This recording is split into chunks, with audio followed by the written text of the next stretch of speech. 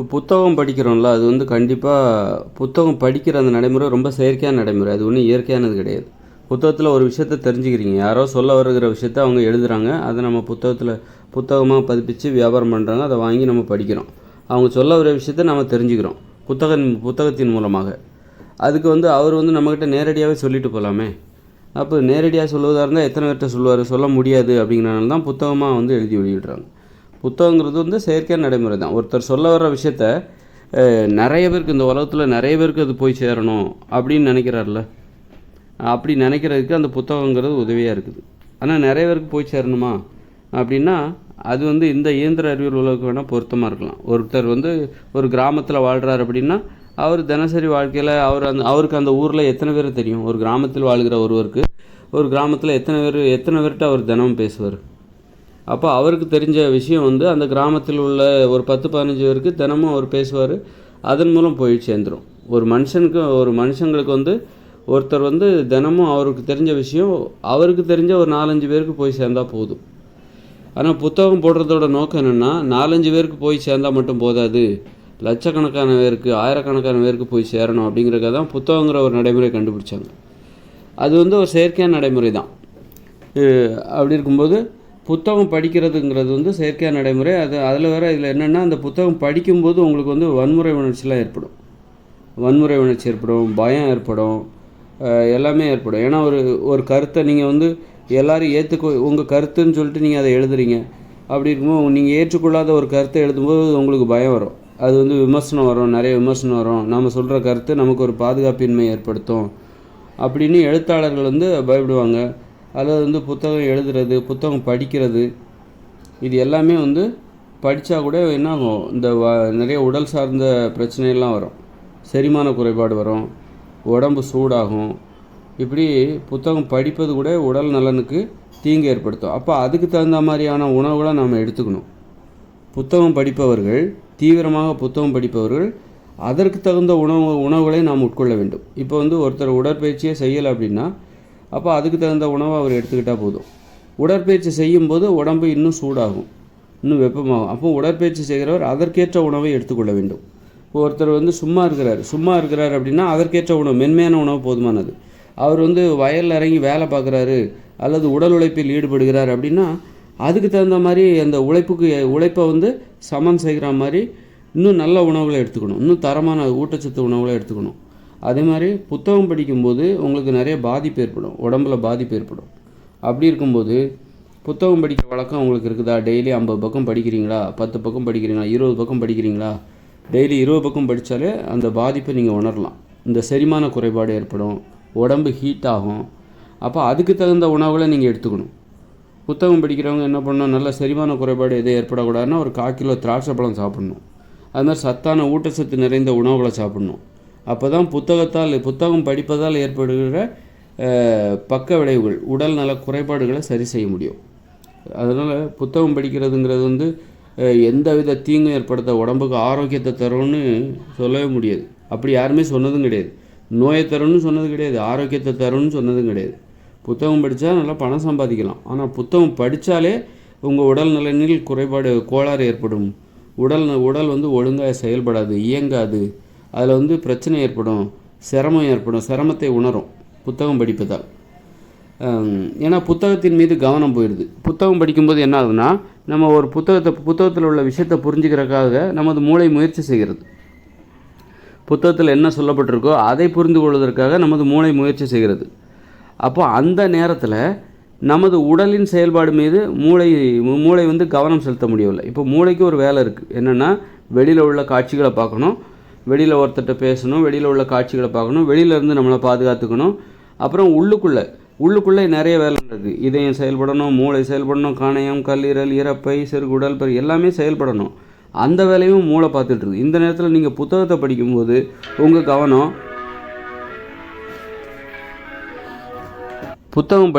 அந்த நேரத்தில் உங்கள் உடம்பு செயல்பாடு, அந்த மூளையோட கவனம் எங்கே போகுது? அதால் இந்த உடம்போட செயல்பாடு மீது கவனம் செலுத்த முடியவில்லை.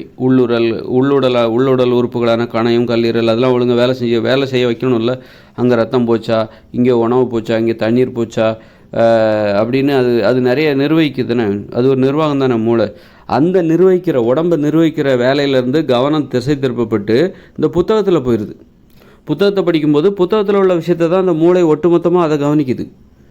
அப்போது உடம்பில் நடக்கிற வேலையை கவனிக்க முடியல அந்த உடம்பால். அதனால தான் உடம்பு வந்து ஒழுங்காக வேலை செய்யாது. புத்தகம் படிப்பவர்கள் தீவிரமாக புத்தகம் படிக்கிறாங்க பாருங்க, அவங்களோட உடம்பு சரியாக வேலை செய்யாது. உடம்பு ஹீட் ஆகும். உடம்பு சிரமத்தை உணரும்போது ஒழுங்காக செயல்படாதுன்னா ஒரு கோளாறு வரும்போது கோபம் வரும். அந்த புத்தகம் படிப்பவர்களுக்கு ரொம்ப கோபம் வரும். அதே நேரத்தில் நல்லா அந்த வன்முறை உணர்ச்சி வரும். பேசுகிறதுக்கு ஈஸியாக இருக்கும். புத்தகம் படிப்பவர்கள் நல்லா பேசுவாங்க. இந்த இயந்திர அறிவியல் உலகில் அவங்க ஏன்னா வன்முறை உணர்ச்சி ஏற்படுதில்ல, அதனால் அவங்க நல்லா பேசுவாங்க. மூளைக்கு அது ஒரு பயிற்சியாக இருக்கும். இருந்தாலும் அது புத்தகம் படிக்கும்போது புத்தகத்தில் உள்ள விஷயத்தை தான் மூளை புரிஞ்சிக்க முயற்சி பண்ணும்போது அந்த நேரத்தில் இந்த உள்ளுடல் உறுப்பு செயல்பாடு அந்த வேலையெல்லாம் மூளை மறந்துடுது, கவனிக்க முடியாமல் போகுது. அதனால் உடம்போட வேலை வந்து தடைப்படுது. உடம்பு ஒழுங்காக ஆரோக்கியமாக செயல்படாது. அதனால் புத்தகம் படிக்கிறதுனால வந்து உடல் நல்லா ஆரோக்கியமாகும் அப்படின்னு யாருமே இது வரைக்கும் சொன்னது கிடையாது. புத்தகம் படிக்கிறதுனால உடம்பு ஆரோக்கியமாக செயல்படும் அப்படின்னு சொல்லிட்டு யாருமே சொன்னது கிடையாது. புத்தகம் படித்தா நோய் வரும்னு சொன்னது கிடையாது. ஆனால் புத்தகம் படித்தா கண்டிப்பாக நோய் வரும். அப்போது அதுக்காக நம்ம புத்தகம் படிக்காமலும் இருக்க முடியாது இந்த இயந்திரம். அப்போ நம்ம என்ன பண்ணணும்னா, புத்தகம் படிப்பவர்கள் கண்டிப்பாக அந்த உடம்புக்கு தேவையான ஊட்டச்சத்து நிறைந்த உணவுகளை இன்னும் கூடுதலாக கவனம் செலுத்தி சாப்பிட வேண்டும். நல்ல பழங்களை சாப்பிடணும், உடம்பை குளிர்ச்சியாக வச்சுக்கணும், உணவு செரிமானம் வந்து தடைபற்றக்கூடாது, மலச்சிக்கல் எதுவும் ஏற்பட்டுறக்கூடாது. இப்போ புத்தகத்தை தீவிரமாக படிக்கிறாங்கன்னு வச்சுக்கோங்க, அவங்களுக்கு மலச்சிக்கல் ஏற்படும், அந்த உணவு செரிமானம் சரியாக ஏற்படும், உடல் பருமன் ஏற்படும். அதனால் அது ஏன்னா செயற்கையான நடைமுறை எல்லாமே அழிவை தான் தரும். அதனால தான் ஏன் மக்கள் வந்து புத்தகத்தை படிக்க மாட்டேங்கிறாங்க அப்படின்னா இதுவும் ஒரு காரணம். புத்தகத்தை படிக்கும்போது அவங்க உடம்பு செயல்படும் விதத்தில் ஒரு அசௌகரியத்தை உணர்கிறார்கள், ஒரு சிரமத்தை உணர்கிறாங்க. அந்த ஒழுங்காக அது வேலை செய்ய மாட்டேங்குது புத்தகம் படிக்கும்போது அப்படிங்கிறத உணர்கிறாங்க. அவங்க உள்ளுணர்வு அதை கவனிக்கிறது. ஆனால் அது அவங்களுக்கு தெரியாது. புத்தகம் படிக்கிறதுனால இப்படி ஒரு மாற்றம் நமக்கு ஏற்படுதுங்கிறது அவங்களுக்கு தெரியாது. அதனால் புத்தகம் படித்தா இந்த இயந்திர அறிவியல் உலகில் உங்களுக்கு முன்னேற்றம் ஏற்படலாம், நீங்கள் பணம் சம்பாதிக்கலாம். ஆனால் அவங்க உடம்புக்கு கண்டிப்பாக அது பாதிப்பை ஏற்படுத்தும். அதுக்காக நம்ம புத்தகம் படிக்காமலும் இருக்க முடியாது. அதனால் என்ன பண்ணணும், புத்தகம் படிப்பவர்கள் கண்டிப்பாக இந்த உடல் செயல்பாடு இருக்குல்ல, ஒழுங்காக வேலை செய்கிறதுக்கு ஏற்ற உணவுகளை நல்லா தண்ணீர் குடிக்கணும், 3 லிட்டர் தண்ணீர் குடிக்கணும். அது மாதிரி உடற்பயிற்சி செய்யணும். ரத்த ஓட்டம் அப்போ தான் நல்லா போகும். நல்லா ஓட்டப்பயிற்சி நடைப்பயிற்சிலாம் செய்யணும். அப்போ தான் ரத்த ஓட்டம் ஒழுங்காக நல்லா போகும். நல்லா திராட்சை பழம், அப்புறம் அன்னாசி பழம் இதெல்லாம் சாப்பிட்ணும். சாப்பிட்டா தான் இந்த மாதிரி மாதுளம்பழம் இதெல்லாம் சாப்பிட்ணும். அப்போ தான் அந்த புத்தகம் படிப்பதால் ஏற்படுகிற பக்க விளைவுகளை, உடம்பில் ஏற்படுகிற அந்த உடல் இயங்குவதில் செயல்படுவதில் ஒரு சிரமம் இருக்குல்ல, அந்த உணவு செரிமான குறைபாடு, மலச்சிக்கல், உடம்பு ஹீட் ஆகிறது, உடம்பு குண்டாகிறது, இதையெல்லாம் தவிர்க்கலாம். புத்தகம் படிப்பதால் எவ்வளோ விளைவுகள் ஏற்படும் தெரியுமா? கண் பார்வை குறைபாடு கூட ஏற்படும். ஏன்னா புத்தகத்தில் உள்ள விஷயத்தை தான் அது புரிஞ்சிக்க முயற்சி பண்ணுது. அப்படி அந்த நேரத்தில் பார்த்திங்கன்னா உடம்பில் நடக்கிற நிறைய வேலைகள் நடக்குது, அதை கவனிக்க முடியாமல் போகுது மூளையால். இதனால தான் புத்தகம் படிப்பது நமக்கு வந்து மிகப்பெரிய கேடு. இப்போ டிவி பார்க்குறோம் அப்படின்னா டிவியில் தான் நம்முடைய கவனம். அந்த நேரத்தில் உடம்பில் நிறைய செயல்பாடு நடக்கும், அதை கவனிக்க முடியாமல் மூளையோட கவனம், ஒட்டுமொத்த கவனமும் டிவி மேலே போயிடும். மொபைல் ஃபோனில் நம்ம ஏதாவது பொழுதுபோக்குறோன்னா மொபைல் ஃபோனில் போயிடும். அந்த நேரத்தில் உடம்பில் நிறைய செயல்பாடுகள் நடக்கும், அதை கவனிக்க முடியாமல் போயிடும் உடம்பால். அதனால் உடம்புக்கு கேடு வரும். இந்த டிவி பார்த்தாலும் சரி, மொபைல் ஃபோன் பார்த்தாலும் சரி, உடம்புக்கு கேடு. உடம்புக்கு ஆரோக்கியம், மலச்சிக்கல் ஏற்படும், உடல் பருமன் ஏற்படும், உடம்பு ஹீட் ஆகும், முடி கொட்டும், தொப்பை போடும், இப்படி நிறைய பிரச்சனைகள் இந்த டிவி பார்க்குறதுனாலையும் மொபைல் ஃபோன் பார்க்குறதுனாலையும் ஏற்படும். புத்தகம் படித்தாலும் உடம்பு கேடு ஏற்படும், கண் பார்வை குறைபாடு ஏற்படும் 2. அதனால் புத்தகம் படிப்பது ஒன்றும் புனிதமான நல்ல செயலாம் கிடையாது. புத்தகம் படித்தாக்கா அழிவு தான் அது. அப்போ புத்தகம் படித்தனால தான் இந்த உலகத்தில் பாருங்கள், புத்தகம் படித்தாலே உங்களுக்கு நோய் வரும், உடம்பில் நோய் வரும் படிக்கிறவங்களுக்கு. அதை படிச்சுட்டு ஒரு வேலை செய்கிறாங்க பாருங்கள், அந்த செயல்களும் அழிவை தான் ஏற்படுத்தும். பாருங்கள், இந்த உலகம் முழுக்க பாருங்கள், இப்போ தொழிற்சாலைகள், அணு உலைகள் எல்லாம் புத்தகம் படிச்சுட்டு தானே அதை செய்கிறாங்க. பள்ளிக்கூடத்தில் புத்தகம் படிச்சுட்டு, புத்தகம் படிக்காமல் நீங்கள் போய் அந்த அணு உலையோ அணு ஆயுதங்களையோ கண்டுபிடிக்க முடியுமா? ஒரு வேலை செய்ய முடியுமா? அந்த உலகத்தில் புத்தகம் படிக்காமல் நீங்கள் எந்த ஒரு வேலையும் செய்ய முடியாது. அந்த அளவுக்கு புத்தகம் அந்த வேலை எல்லாமே அழிவை தான் தரும். புத்தகம் படிச்சுட்டு நீங்கள் எந்த வேலையும் செஞ்சாலும், நான் புத்தகம் படித்ததுனால தான் நான் இந்த வேலை செய்கிறேன், புத்தகம் படிக்கலன்னா நான் இந்த வேலை செஞ்சுவிட மாட்டேன். புத்தகம்னா பள்ளிக்கூடத்தில் உள்ள புத்தகத்தை தான் நான் சொல்கிறேன், பள்ளிக்கூடம், கல்லூரி. அப்போ பள்ளிக்கூடம் அந்த புத்தகத்தை படித்தாலும் அழிவு தான். அதை படிச்சுட்டு நீங்கள் செய்கிற வேலைகளும் அழிவை தான் தரும். எந்த ஒரு வேலையும் அழிவு தான் தரும். புத்தகத்தை படித்தாலே அழிவு வரும். புத்தகத்தை படிச்சுட்டு நீ எதுவும் செய்யலைன்னா கூட சும்மா இருப்பா, நீ ஒன்றும் தொழிற்சாலைலாம் உருவாக்க வேண்டிய இப்போ தொழிற்சாலை உருவாக்குறாங்க, புத்தகம் படித்தா தான் தொழிற்சாலைகளை உருவாக்க முடியும். அப்படின்னா தொழிற்சாலைகளை உருவாக்க முடியும், அணு ஆயுதங்களை தயாரிக்க முடியும், விண்வெளிக்கு போக முடியும், இந்த மோட்டார் வாகனங்களை தயாரிக்க முடியும், மோட்டார் வாகனங்களை இயக்க முடியும். அப்போது புத்தகம் படிக்கலைன்னா ஒரு கார் தயாரிக்க முடியுமா? முடியாது. அப்போது இன்றைக்கி மோட்டார் வாகன விபத்து மூலமாக வருஷத்துக்கு 10 லட்சம் பேர் சாப்பிட்றாங்களா? அதுக்கு என்ன காரணம்? வந்து புத்தகங்கள் தான் காரணம். புத்தகங்கள் தான் மோட்டார் வாகன விபத்துகளால் 10 லட்சம் பேர் சாப்பிட்றாங்க. அதுக்கு அவங்க தான். அப்புறம் நோய்கள் ஏற்படுகிறது. நோய்களுக்கு என்ன காரணம்? உணவுகளில் கலப்படம். இதுக்கெல்லாம் புத்தகங்களில் படிச்சுட்டு அந்த படித்தவங்க பண்ணுற வேலைனால தானே. இப்போ எல்லா இந்த இயந்திர அறிவியல் உலகம் உருவாகிறதுக்கே புத்தகம் தான். புத்தகத்தை படித்து தான் இந்த இயந்திர அறிவியல் உலகத்தையே உருவாக்கினாங்க. பள்ளிக்கூடத்தில் படிச்சுட்டு தான். பள்ளிக்கூடம்னு ஒன்று இல்லை, புத்தகம்னு ஒன்று இல்லை அப்படின்னா இங்கே வந்து கண்டிப்பாக இந்த உலகத்தை நம்ம உருவாக்கியிருக்கவே முடியாது. அப்போ இந்த இயந்திர அறிவியல் உலகம் முழுக்க அழிவே அடிப்படையாக கொண்டது. அழிவு நோக்கி தான் போய்கிட்டு இருக்குது. அழிவை அடிப்படையாக கொண்டு தான் இயங்கி கொண்டிருக்கிறது. அழிவின் விளிம்பில் தான் இயங்கி கொண்டிருக்கிறது. எல்லாமே அழிவு தான். இந்த உலகத்தில் பார்த்திங்கன்னா எல்லாமே அழிவு தான். நம்ம காங்கிரீட் கட்டடத்தில் வசிக்கிறோம். படித்ததுனால தான் இந்த மாதிரி கட்டடம் கட்ட முடியுது. இந்த சிமெண்ட் தொழிற்சாலை, காங்கிரீட் கம்பி, அதில் அப்புறம் இந்த காங்கிரீட் வீடுகளில் வந்து மின்சாரம், எல்லாமே வந்து படித்தவங்க செய்கிற வேலை தானே. புத்தகத்தை படித்து தானே இதெல்லாம் செய்கிறாங்க. அப்போ இன்றைக்கி வந்து இப்போ சென்னையிலையோ அல்லது எந்த ஊரில் கூட ஒரு நிலநடுக்கம், ஒரு கடுமையான நிலநடுக்கம் ஏற்படுதுன்னா எல்லா கட்டடமும் இடிஞ்சு போயிடும், உள்ளே இருக்க எல்லாம் செத்து போயிடுவாங்க. அந்த அளவுக்கு.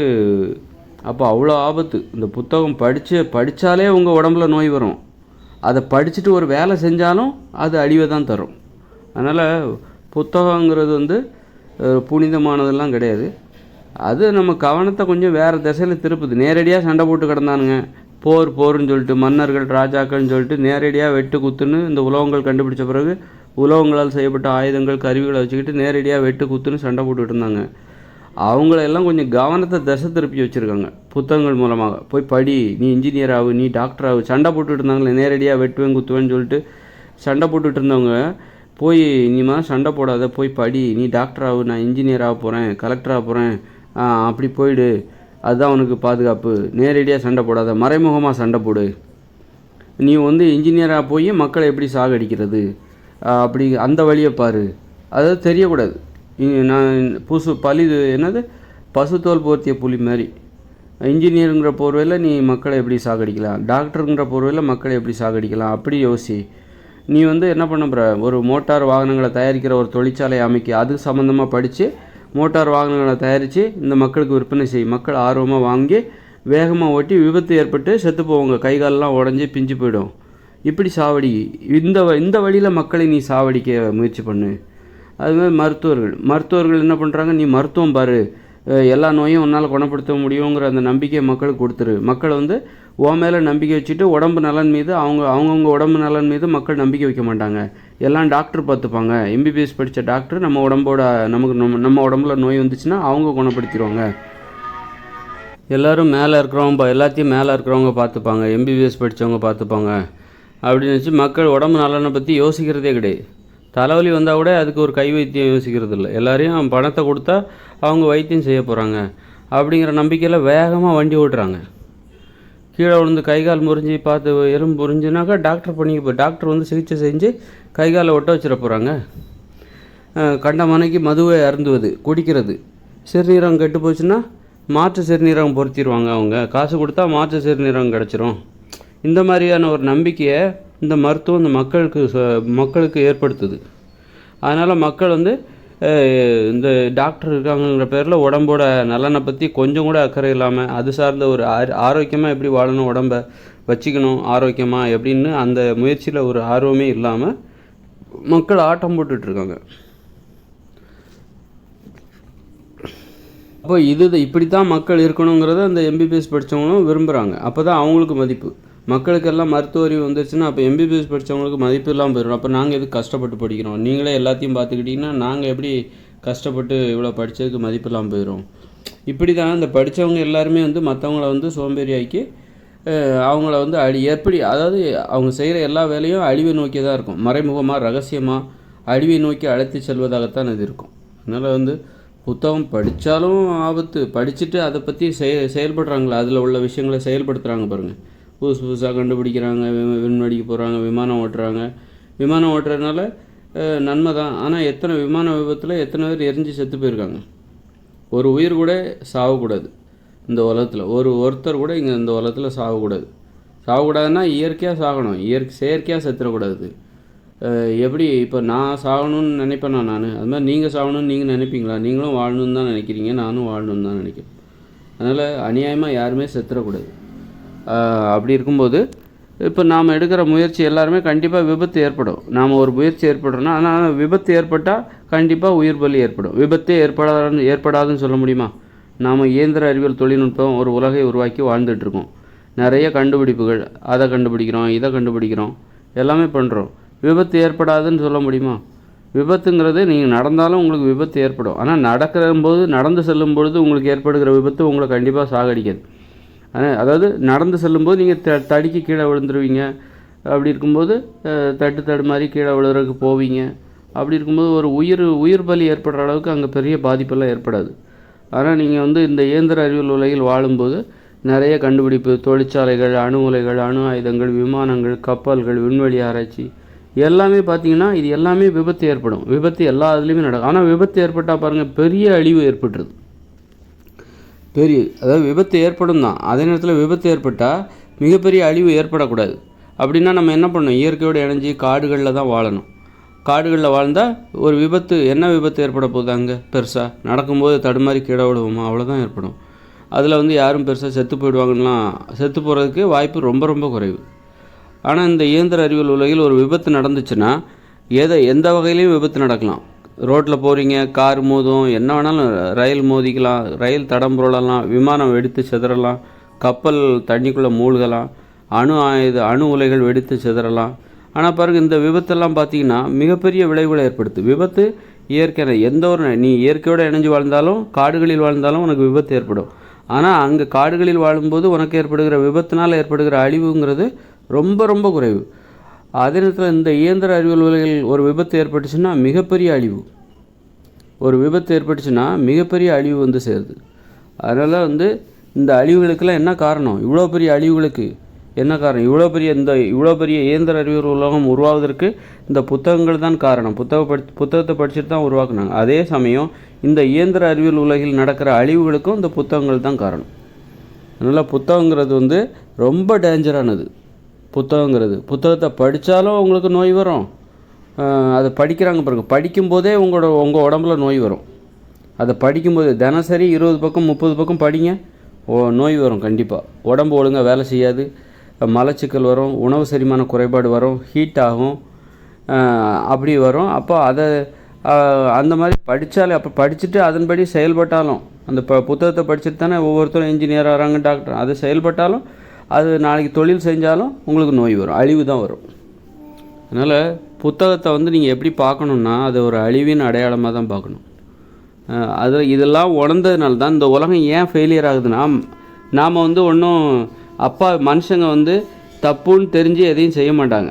தப்புன்னு சரின்னு நினச்சி தான் ஒரு தப்பை செய்வாங்களே ஒழிய, நாம் செய்கிறது தப்புன்னு தெரிஞ்சிச்சுன்னா அதை செய்ய மாட்டாங்க. அதுக்கு உதாரணம் தான் கடந்த காலத்தில் மக்கள் போரிட்டுக்கிட்டு இருந்தாங்க. அது போரிட்டது தப்புன்னு தெரிஞ்சனால தான் இன்றைக்கி நம்ம போரிடுவதில்லை.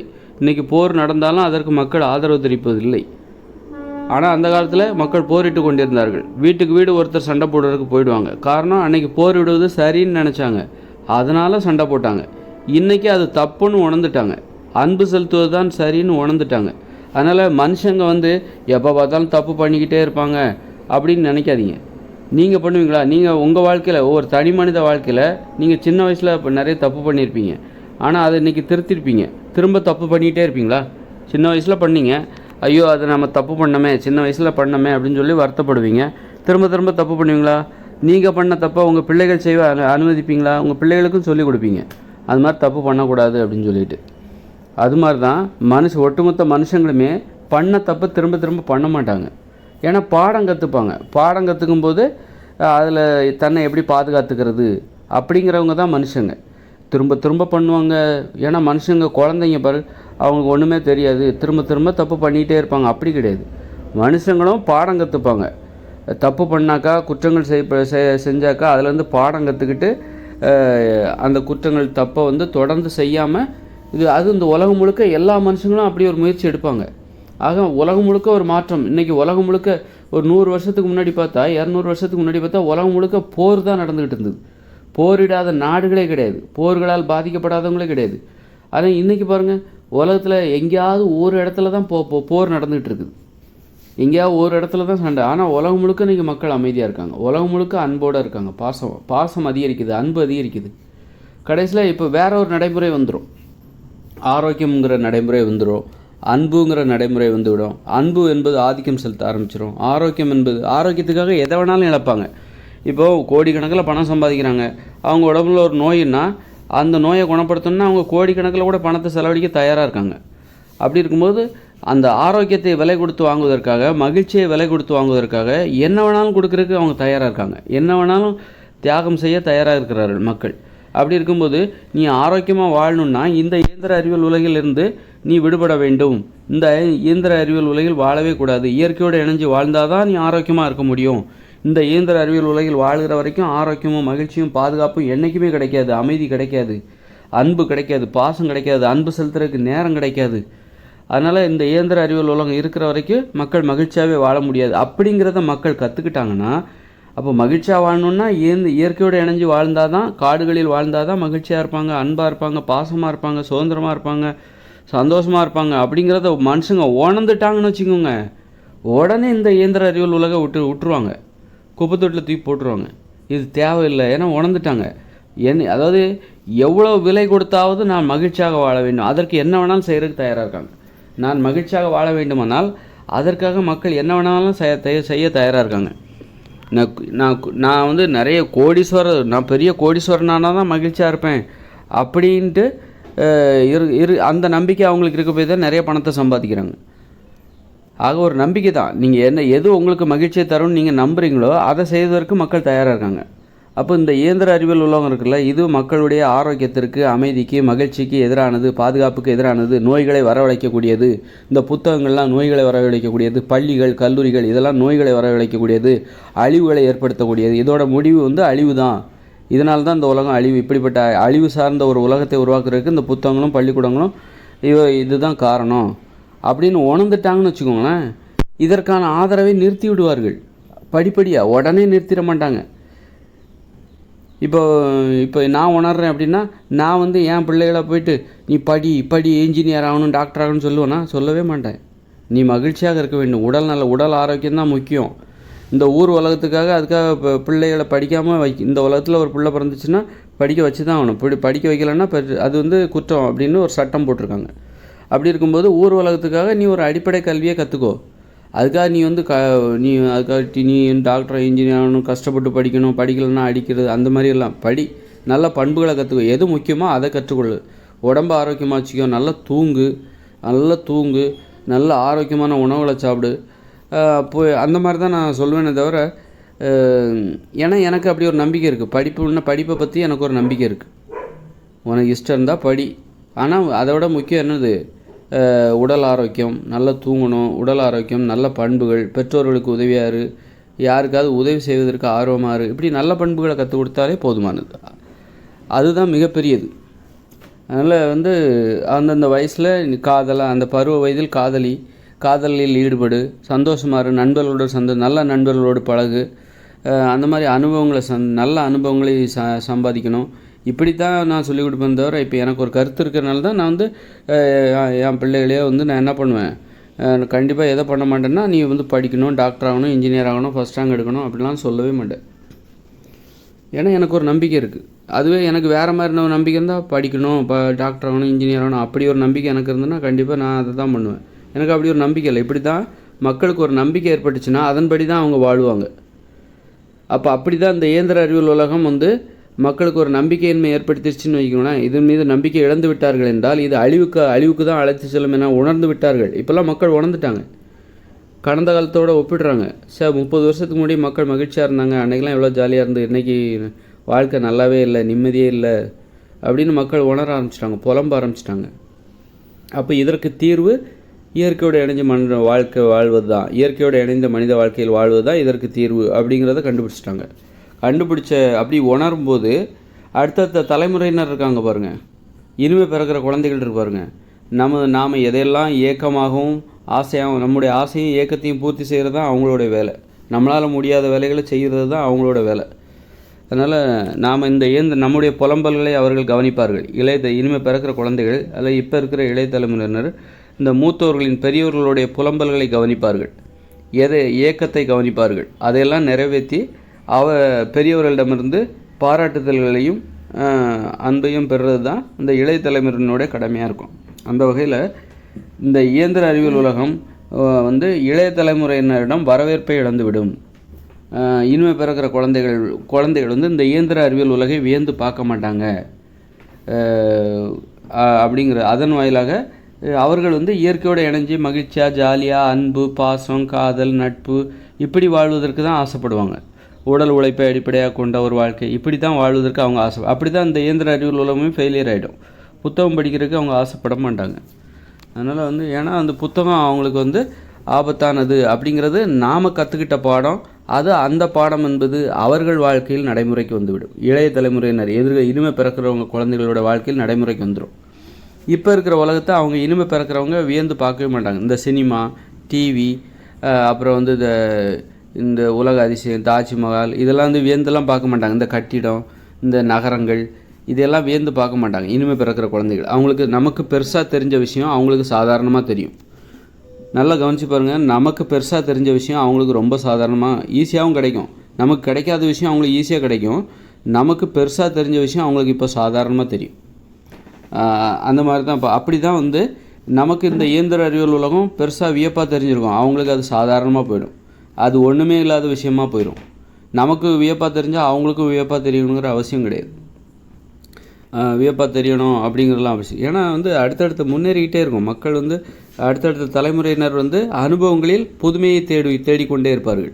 நாம் ஒரு அனுபவத்தை சந்தித்தோன்னா அதை விட புதுமையான அனுபவத்தை இனிமேல் பிறக்கிறவங்க சந்திப்பாங்க. அப்படி தான் இனிமேல் புதுமை என்ன இருக்குது இந்த இயந்திர அறிவியல் உலகில்? இனிமேல் புதுமையாக பார்க்குறதுக்கு ஒன்றுமே இல்லை.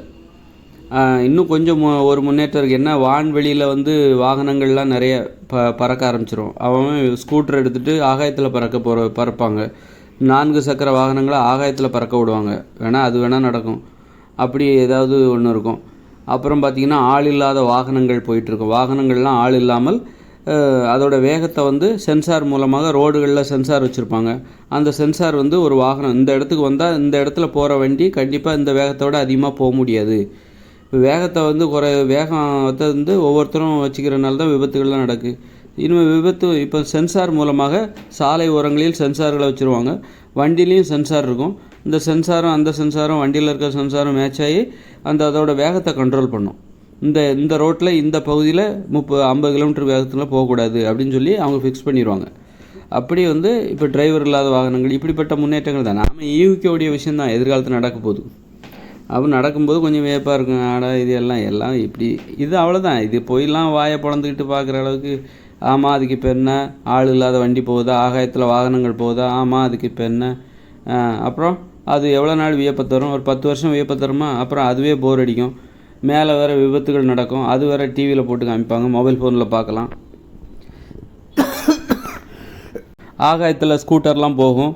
ஸ்கூட்டர்லாம் ஆகாயத்தில் ஓட்ட ஆரம்பிச்சிருவாங்க. ஏன்னா வான்வெளி போக்குவரத்துன்னு ஒன்று வந்துருச்சுன்னு வச்சுக்கோங்களேன். சாலை போக்குவரத்துகள்லாம் அதோட போக்குவரத்துலாம் குறைஞ்சிரும். சாலையில் பயணிப்போம். அங்கேயும் சாலையிலையும் கூட்டம் இருக்கும். வான்வெளி போக்குவரத்து காலியாக கிடக்கு. இப்போ கீழே தான் நம்ம சாலையெல்லாம் நமக்கு பற்றாக்குறையாக இருக்குது. வான்வெளி காலியாக இருக்குது. அப்போ என்ன ஆகுன்னா வான்வெளியில் பயணிக்க ஆரம்பிச்சிருவாங்க. எல்லோரும் வீட்டுக்கு வீடு ஸ்கூட்டர் எல்லாமே ஆகாயத்தில் பறக்கக்கூடியதாக மாறிடும். அதற்கான ஆற்றல் சூரிய ஒளி, அதன் மூலம் ஆற்றல் அப்படின்னு மாற்று எரிபொருள்லாம் வந்துடும். அப்போ என்ன ஆகுன்னா ஆகாயத்திலே விபத்து நடக்க ஆரம்பிச்சிடும். ஆகாயத்திலே ஒருத்தர் மோதிக்கிட்டு பொத்துன்னு கீழே விடுவாங்க. அதெல்லாம் வீடியோவாக நம்ம ஃபேஸ்புக்கில் பார்க்கலாம். ஃபேஸ்புக்லேயோ யூடியூப்லேயோ பார்க்கலாம். இந்த மாதிரி சம்பவங்கள் நடக்கும். அவ்வளோதான். இது யூகிச்சாச்சு. இவ்வளோ தான் இனிமேல் எதிர்காலத்தில் நடக்க போகுது. தெரிஞ்சு போச்சு. நடக்கும்போது பார்க்க வேண்டியதான். அவ்வளோதான். இன்னும் வேறு என்ன? அப்புறம் அதுக்கப்புறம் என்ன? இப்படி எல்லாமே போர் அடிச்சிடும். எல்லாமே ஒரு 10 வருஷத்துக்கு அப்புறம் போர் அடிச்சிடும். அதுக்கப்புறம் இந்த புதுமை தேடுகிற மனநிலை தான். இதுக்கப்புறம் புதுமையாக ஒன்றும் இல்லைப்பா. இனிமேல் புதுமை என்ன தெரியுமா? இயற்கையோடு இணைந்த மனித வாழ்க்கை தான் புதுமை. இந்த இயந்திர அறிவியல் உலகில் நாம் இயந்திர அறிவியல் உலகின் வளர்ச்சியில் ஒரு உச்சத்தை தொட்டு விடுகிறோம். புதுமை புதுமை புதுமை, அடுத்து என்னன்னு போய் கடைசியில் இயந்திர அறிவியல் உலகம் என்பது ஒரு உச்சத்தை எட்டிவிடும். இதற்கப்புறம் புதுமையாக ஒன்றும் இல்லைங்க. புதுமை ஏற்படுத்தணும்னா இந்த உலகத்தில் உயிரை கொடுத்து உழைக்கணும். மக்களும் சோர்வடைஞ்சிருவாங்க. இதுக்கப்புறம் வேடிக்கை காட்டுறதுக்கு எங்களுக்கு ஒன்றுமே இல்லை. இனிமேல் புதுமை என்ன தெரியுமா? இயற்கையோடு இணைஞ்ச மனுஷ வாழ்க்கை தான். ஏன்னா அதோட அவசியமும் இருக்குது. இந்த இயற்கையோடு இணைந்த மனித வாழ்க்கை தான் இனிமேல் புதுமை, வரப்போகிற புதுமை, மக்களுக்கு தேவையான புதுமை. ஏன்னா இந்த இயந்திர அறிவியல் உலகில் எல்லாத்துக்கும் நோய் வந்துருச்சு. மக்கள் மகிழ்ச்சியாக இல்லை, அன்பாக இல்லை, பேசுவதற்கு நேரம் இல்லை. இப்படி மக்கள் துன்பப்பட்டுக்கிட்டு இருக்காங்களா? இப்போ இதெல்லாம் எங்கே கிடைக்கும் அப்படின்னா இயற்கையோடு இணைஞ்ச மனுஷ வாழ்க்கையில் தான் கிடைக்கும்.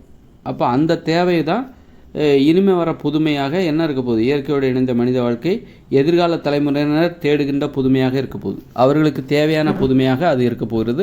நமக்கும் அது தேவை. இன்னும் 2040 இந்த இயந்திர அறிவியலும் செயலிழக்கும். அதன் பிறகு இயற்கையோடு இணைந்த மனித வாழ்க்கை வரும். அந்த உலகம் என்பது நமக்கு தேவையான ஒரு புதுமையான உலகம். நமக்கும் அது தேவை, இனிமேல் பிறக்கிற குழந்தைகளுக்கும் அது தேவை. அதுதான் புதுமை. அந்த புதுமை என்பது நமக்கு தேவையான அனைத்தையும் கொடுக்கும். அன்பு, பாசம், அக்கறை, அமைதி, பாதுகாப்பு, மகிழ்ச்சி, இப்படி எல்லாத்தையும் அது கொடுத்துரும். இந்த இயற்கையோடு இணைந்த மனித வாழ்க்கை நமக்கு கொடுத்து விடும். நிதானம் எல்லாத்தையும் அது கொடுத்துரும்.